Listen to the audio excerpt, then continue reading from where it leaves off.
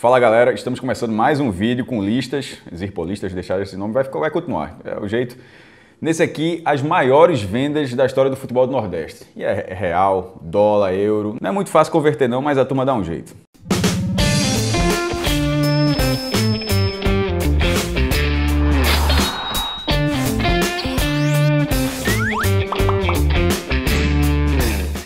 Bem, nesse vídeo aqui, a partir dessas vendas, tem que fazer algumas observações, porque, ao contrário daquele primeiro que a gente fez aqui sobre os orçamentos, onde eram documentos oficiais, aprovados pelos conselhos de todos os clubes, nesse caso, cada clube faz de uma forma diferente.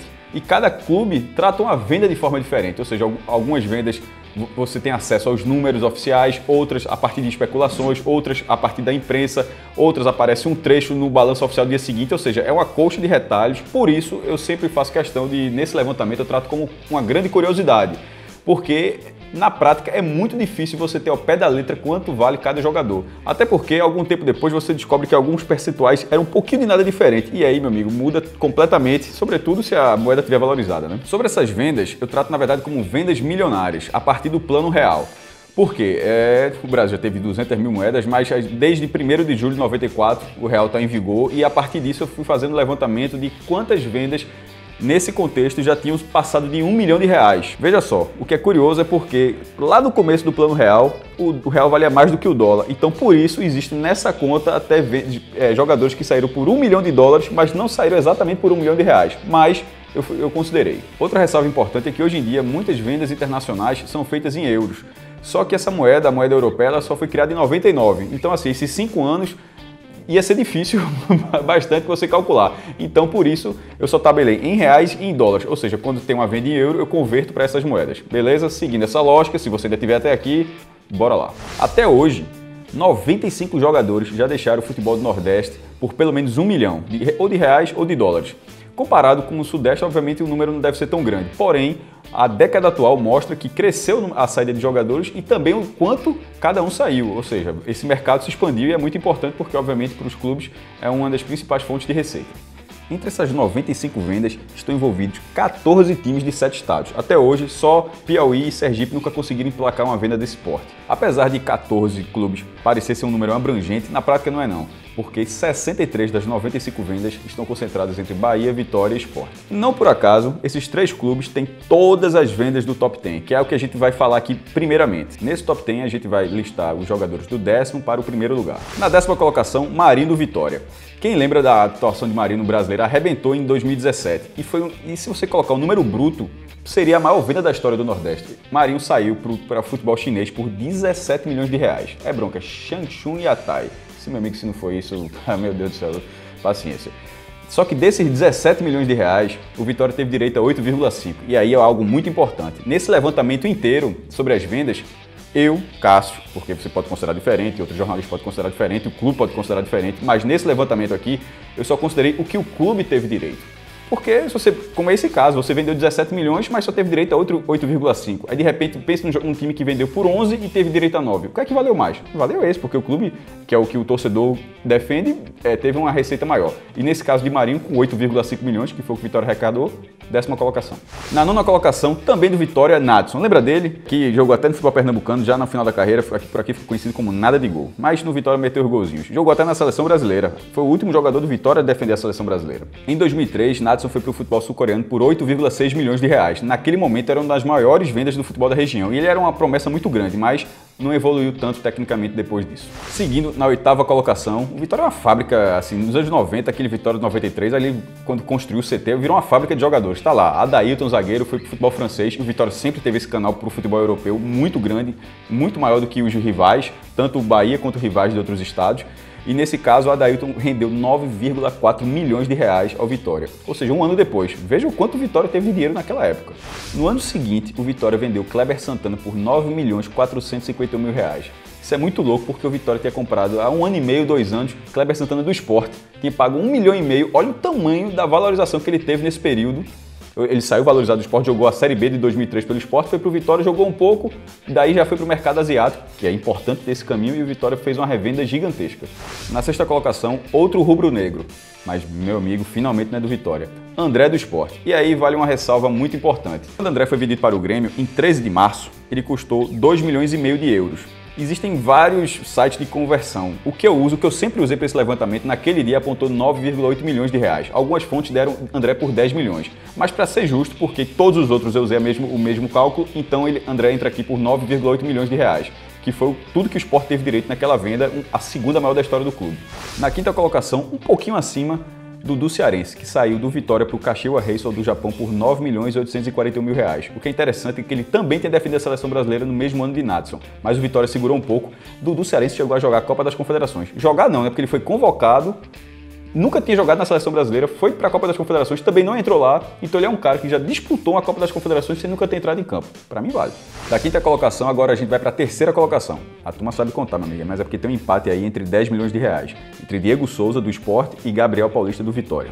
Neste levantamento eu coloquei Gabriel Paulista à frente porque ele saiu 5 anos antes, então assim, por ordem de chegada, ou de saída, né, ele acabou indo para o Vídea Real da Espanha, enquanto Diego Souza foi vendido para o São Paulo. O que é curioso é porque, como eu falei lá no começo, que é difícil ter o número de vendas, em algum momento se falou que Diego Souza tinha sido vendido por 12 milhões, porque ele teria uma parte que o Sport recebeu, mais um perdão de dívida por uma outra negociação que o Sport tinha tido com o São Paulo. Mas durante esse período, até essa gravação, o Globoesporte.com acabou tendo acesso ao contrato e lá mostrava que era só 10 milhões de reais. Então a gente faz a retificação e Diego Souza entra exatamente por esse valor. Detalhe, se ele tivesse sido por 12 milhões, ele teria sido a maior venda da história do Nordeste. Na segunda colocação, uma venda que ainda não acabou. Pois é, nessas vendas, hoje em dia, antigamente você vendia o passe. Com o tempo você foi vendendo os direitos econômicos e cada vez você foi vendendo uma fatia. Aí você vende 50%, depois fica com 20%, depois fica com 30%, é uma pizza. No caso de Jean Filho, o goleiro do Bahia, que disputou o Brasileiro em 2017 pelo Bahia, quando ele foi para o São Paulo, o Bahia o vendeu, ganhando 10 milhões e 72 mil reais, arredondando tudinho, foi o que deu para o Bahia, só que o Bahia ainda tinha direito para um jogador a mais para adicionar. Ou seja, se o Bahia teria direito a um jogador, em tese essa venda seria maior. Só que até agora essa venda não aconteceu. Então assim, a gente está fazendo um vídeo com uma venda que ainda não terminou, mas está lá, os 10 milhões, por enquanto o Jean tem a segunda colocação. Na primeira colocação, outro jogador do Bahia.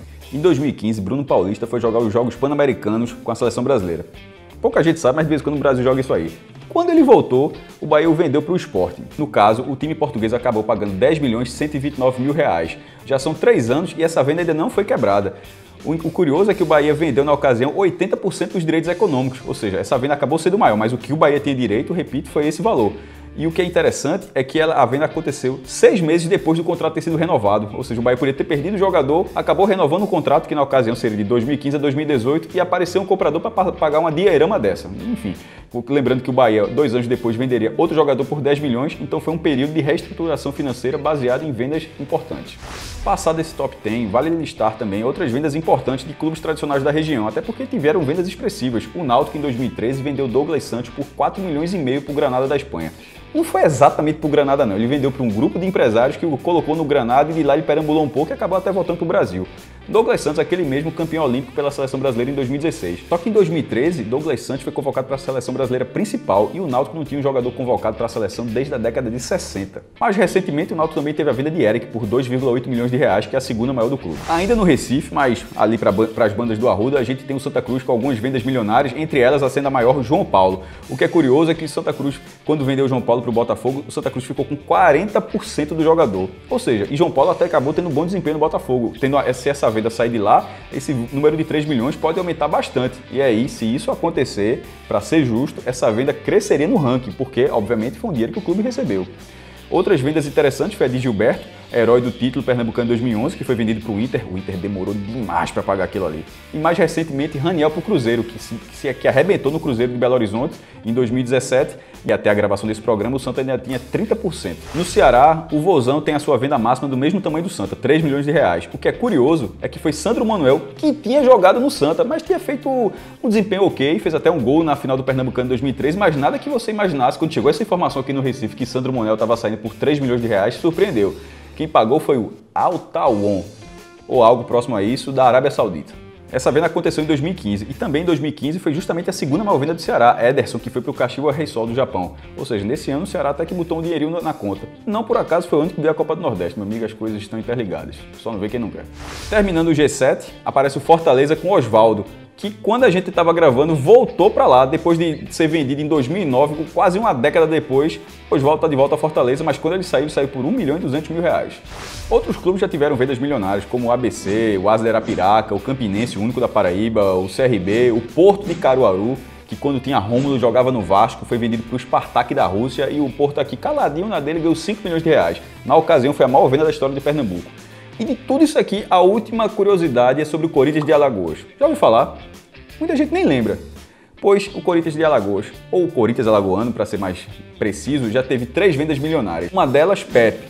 Aquele mesmo, rapaz, foi pro Porto e lá foi pro Real Madrid. Aquele sujeito veio do Corinthians alagoano, deixou 5 milhões lá em Maceió, mas não foi pro CRB nem pro CSA. Bem, galera, estamos terminando mais uma lista, pelo menos até aqui.